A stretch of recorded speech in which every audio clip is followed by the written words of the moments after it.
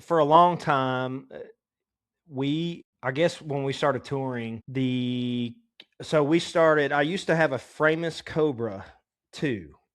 And when I first joined Blacktop, and I don't know if it was just that particular amp, but I just could never get the sound I wanted out of it. I got talked into buying it a while back, even before I joined Blacktop. So that's what I had.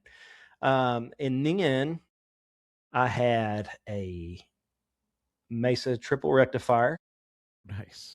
along with a PRS Archon 50, Okay. Yeah. and which were both great amps. And then we got talked into by our producer again, Phil. He's like the sixth member of the band, by the way, and he's local to us, so we were always hanging out and still do. But so this is when Kemper profilers started coming out at the time. Okay. All right. So we started using those in the studio and on tour, and we did that because, for one thing, now we still use cabs too. That was very, very important to me, just because we all like that air behind us.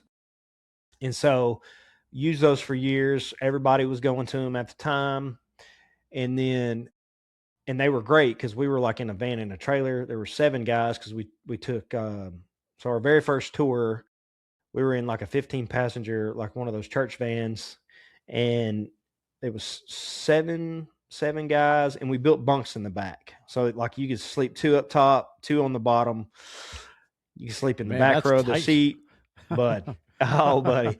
And so the Kemper was kind of more compact, at the time. I think I was using a 2x12 Avatar cabinet, and then we went 65 days straight from coast to coast in a van. And so, yeah, that'll make a man out of you. That'll do a lot to you. So, in a very short period of time.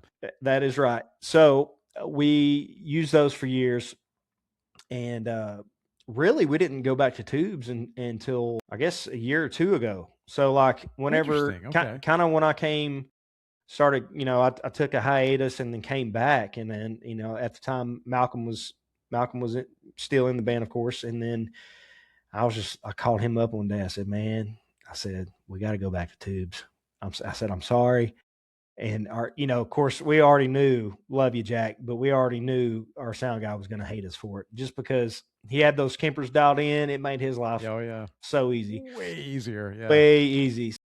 I was just like, man, I've never had that experience, like as a touring musician, to have the full-fledged tube 4x12 cabinet behind me, actual pedals.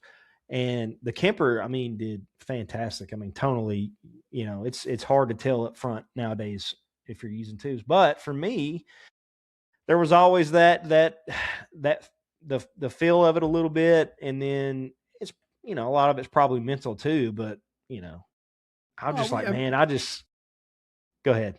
No. I mean, Matt and I talk about that a ton. Like, it doesn't matter. Like you can riff on about like expensive gear versus inexpensive gear, budget gear, all this stuff. Yeah. It doesn't matter because people say, well, the audience doesn't know. It doesn't matter, because if it changes you as a player, that's what matters, because that's what they're hearing. That's kind of what I was getting at, is because like, it's fun for especially guitar players to be excited about gear because it makes you want to play. It's not necessarily the gear's going to make you a better player, but it inspires you to play. So if you're really enjoying what you're getting out of your equipment, you're going to be enjoying the show a lot more. And so I just, I was getting bored with the Kemper, basically, because yes, it had all these settings and cool stuff, and I've got it right. I've got one of them right here. I use it at home all the time when I can't mic up, but it's just, there's something, again, and you hear everybody say it, there is something about tubes, the combination of tubes and air being pushed behind you, whatever that. Oh, I can tell you where the difference really is for me was like the more